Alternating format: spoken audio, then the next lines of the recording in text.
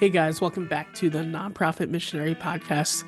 We are here to help equip churches and nonprofits with faith-based strategies so that you can reach the kingdom of God and further change your communities. I am so excited to have Katherine Lacefield on the podcast with me today. She is another nonprofit consultant. She does work a lot with monthly giving, so we had a good conversation about that. If you like this content, make sure you subscribe and all that fun stuff. And let's listen in to what we talked about. Hey guys, welcome back to the Nonprofit Missionary Podcast. I am here with Katherine. Katherine, how are you today? I'm doing great. How are you? Doing good. So if you could start by just telling us a little bit about yourself, kind of how you got to where you are, that'd be awesome. Yeah, for sure. So I'm a nonprofit child in the sense of I've grown up in nonprofits ever since high school. We had to do mandatory volunteer work as part of our program. So that got me involved in many different types of organizations from a very young age. And it just kind of grew and evolved and snowballed into me being a consultant for nonprofits today. So when you can say that you've been working in nonprofits for 20 years, it kind of has a lot of weight when you're trying to support other nonprofits into growing their fundraising platform. So in a nutshell, I've spent my entire life in nonprofits, and unlike most people working in there, I really like fundraising. So it kind of was an easy transition to, instead of be doing programs, to start doing more fundraising because no one else seems to want to do it, and I tend to be pretty good at it. Awesome. And yeah, that's especially the fundraising thing. I feel like there's so many people that get very nervous about it. And so we were talking offline a little bit about monthly giving and how that's one Mhm. of the things you're passionate about. So I'll just start with this. Why should faith-based nonprofits do monthly giving programs? Why is that a priority? Well, first of all, exactly in response to what you just said, most people are very uncomfortable asking for money on a regular basis. And first of all, that needs to change. We need to understand that we're not asking people for money, we're asking people to invest in a world that they want to see. So the people that are supporting your organization, they believe in the work you do. So you're not asking random people to give you money out of what people would see it as negative of like asking for charity. We're really asking for a social investment into a world that they want to see, in the sense of they're investing in the future that they would like for their children, for themselves, or just into a better world. So I think we have to start switching our perspective around fundraising generally. But to bring it back to monthly giving, why I love monthly giving so much is that once monthly donors are in, there's a lot less solicitation that needs to happen, which is often a big friction point for a lot of nonprofits. So from a statistical and report perspective, monthly donors tend to give 50 to 200 times more per year by joining a monthly giving program than if they were in a non-recurring, just annual gift. So you're going to be getting more donations quicker, if I could say, by the same people with less solicitation. And second of all, they tend to stay for a lot longer in your organization. The average in the States, from what I recall, was close to 8 years for monthly donors and under 2 years for non-recurring. So if we're thinking from an investment of what's the most efficient way to fundraise so you can focus more of your time on doing the important work, it would be by investing in a monthly giving program. Wow, that's really good. I love the numbers to back it up too, because I think it kind of shows like it shows how important it truly is. Yes. And I love how you're phrasing fundraising, that you're Yes. investing into a future that you want to see.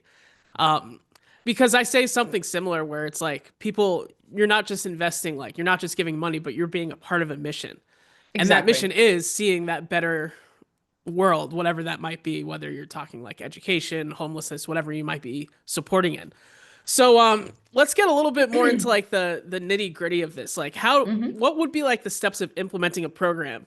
Because like you're saying monthly giving program, not I'm just having random monthly donors. So what does that look like?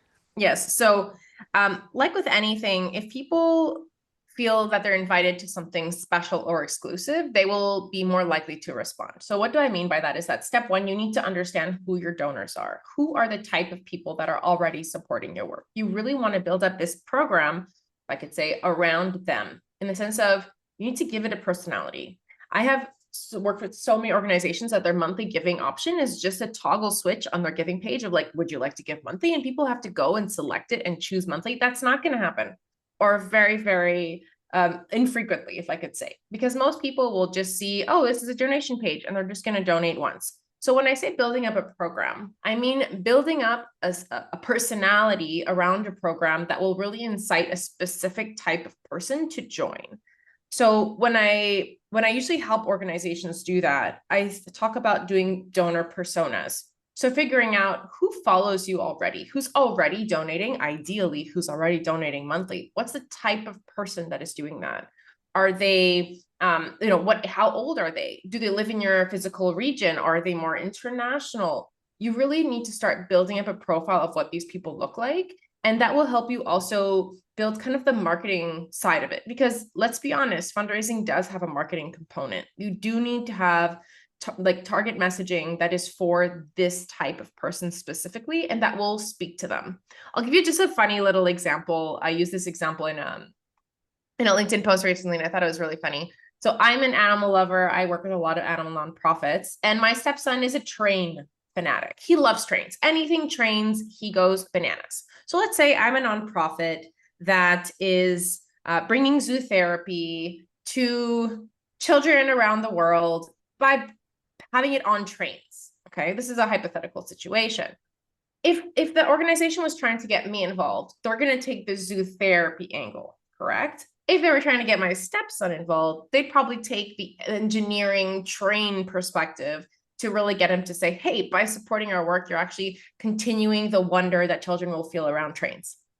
So when we're thinking about this, these are two target audiences. Who are the actual people supporting you, and how can you build up your messaging for your monthly giving program to incite that person to join?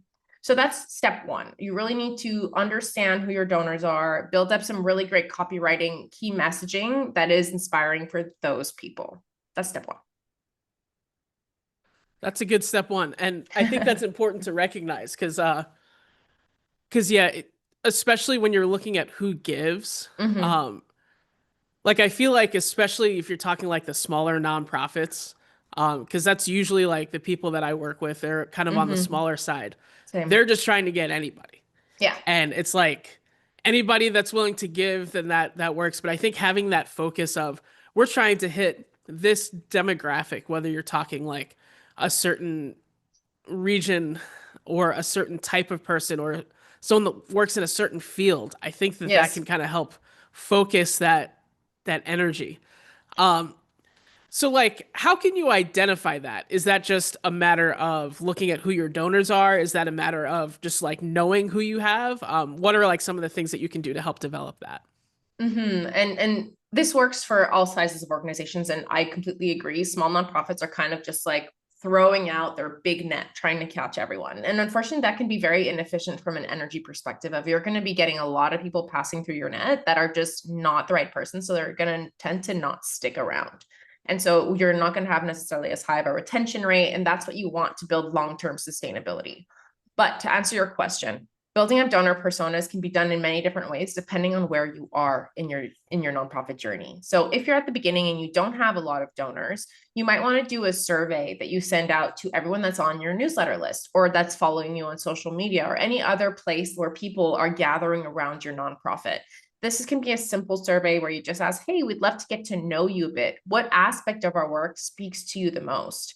If you're a faith-based organization, is it actually the faith-based aspect that interests them, or is it the mission?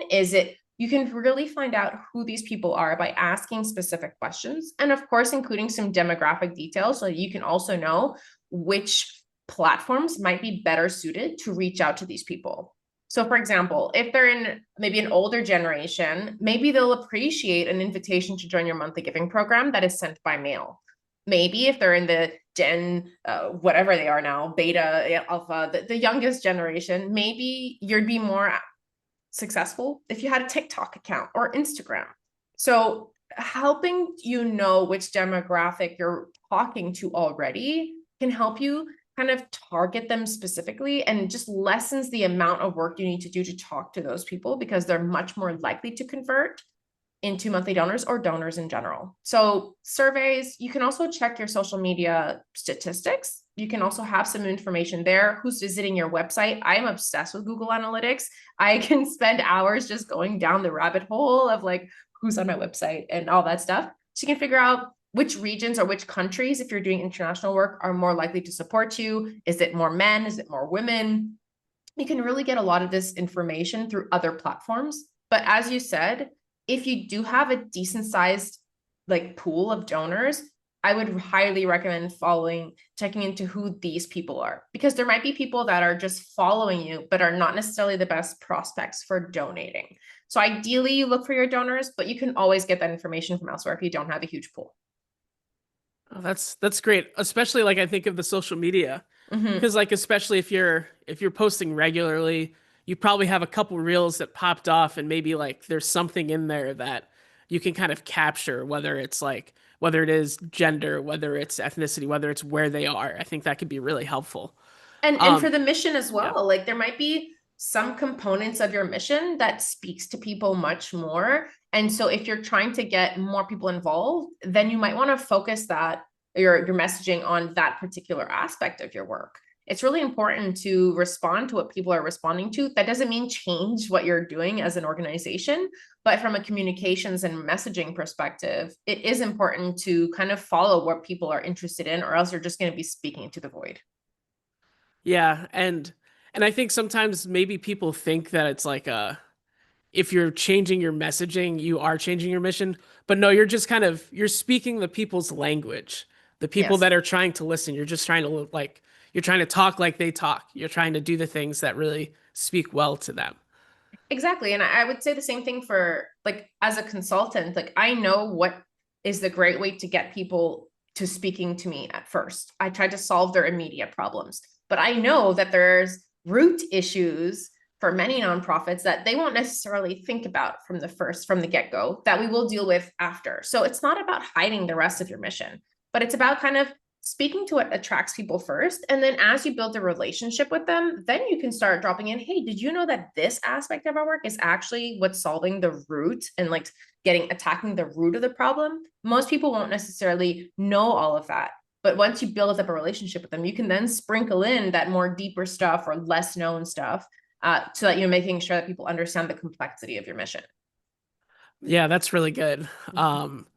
And I think that's just like a good strategy to have, just like with messaging, because a lot of doing like the monthly giving program, it does start with how you're saying it and how you're conveying it to the people. And then once you have them in, then you could be like, okay, so this is what brought you in, but also this is all of the different things that we do Yes. between we're helping in this area, we're helping these people, we're doing this program. I think that can be so helpful. So like Mm-hmm. let's say you do get people in. What's the best way to kind of steward those relationships? What kind of follow-up communication should happen? Like, how can we continue the monthly giving program so that people continue to give? 100%. And I think that's where a lot of nonprofits tend to struggle. They are like, I got one, and then they have a hard time keeping them on board. So for sure, there's a couple different things you can do. And I'll give some examples based on more smaller and maybe nonprofits. And also then the down the line, what would be the best case scenario? And you just choose based on your capacity what you can do. The important point here is to do something. So a couple things. If you have an email management system that allows you to do a welcome series, you can have a specific email welcome series for your monthly donors. Someone just joined, they get oh my God, congratulations, you just joined our community. We're so happy to have you with us. What inspired you to join today? Asking questions to your donors to show interest in what they care about and what they like is a great way of starting a two-way conversation and not just being like, we're amazing, we're the nonprofit, look at what we do. Getting them involved from the get-go will build up a relationship that will much more likely stay in the long term because they feel like they're part of a family or part of your community. So the welcome series can be a couple emails that are sprinkled over, I don't know, 6 months or however long you want it to be. Can be over 2 months. You choose. There's not necessarily a right or wrong answer. You can fix it through time, but making sure that you're showing them through time the benefits of your monthly giving program. So by having stability, what does that allow you to do? Well, it allows us to invest in more long-term changes like policy changes or education or actually attacking the roots of the problem instead of just putting band-aid solutions. Having that stability allows us to focus more on the work and not be doing as much fundraising because we know we can count on you every single month. So number one, a welcome series.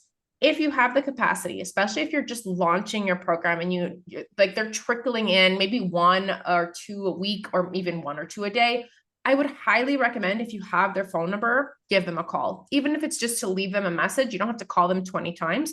Just leave them a voice message saying, hey, we just saw that you joined and we couldn't be more happy to have you with us. If you want to chat and we would love to get to know your story, please don't hesitate to call us back at this number or reach out to us at this email. Just that quick thank you voice note, people are not used to getting it. I remember one particular, for one of my clients, I wrote to her a personal email where I said, hey, Barb, thank you so much for joining. I'm really happy that you joined earlier this week. This was the best way for me to end my week, by seeing that you had joined our monthly giving program. I'd love to hop on a call to get to know you a bit more. Are you available? She was an older lady, and she said she has never received a personal email from any nonprofit that she's ever given to before. So sometimes it's not about spending a whole bunch of money on sending gifts by mail. Sometimes it's just about that personal touch.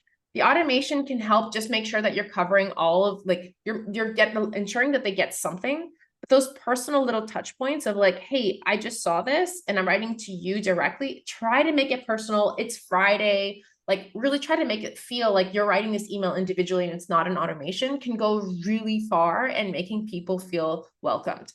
Of course, from a long-term perspective, these are when they just join, but you need to keep that up. A couple of things that you can do.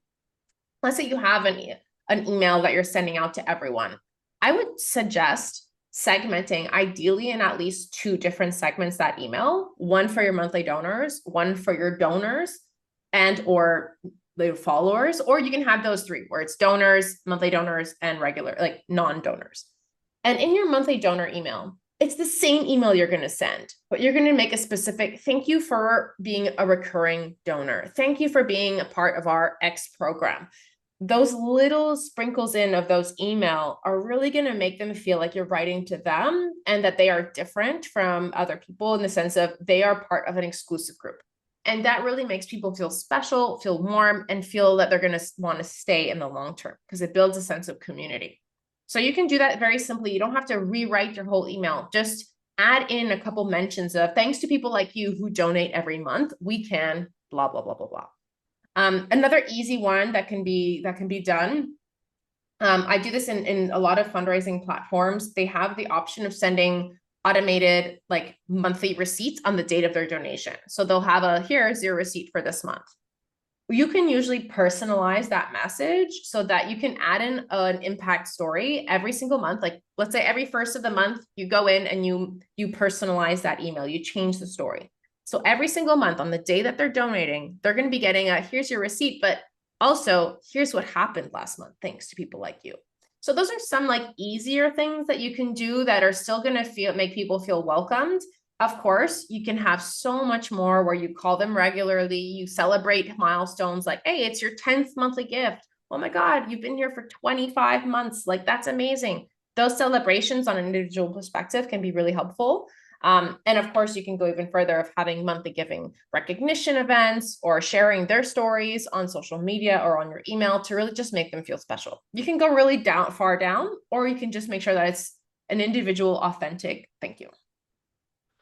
Wow, that's good. It seems like also the biggest thing, like whatever you do, I think the most important thing seems to be that it's personal, that you're not just like, hey, thanks for your gift and whatever, but like you're really keeping them connected. You're trying to say like, we don't just appreciate your gift, we value you as a person, and we're going the extra mile there. And it's so true. And I understand for small organizations that have low capacity, that might feel a bit overwhelming. My suggestion to you is to spend 1 hour a week where you sit down and you reach out to one of your monthly donors and send them a personal email, or as many as you can do in an hour.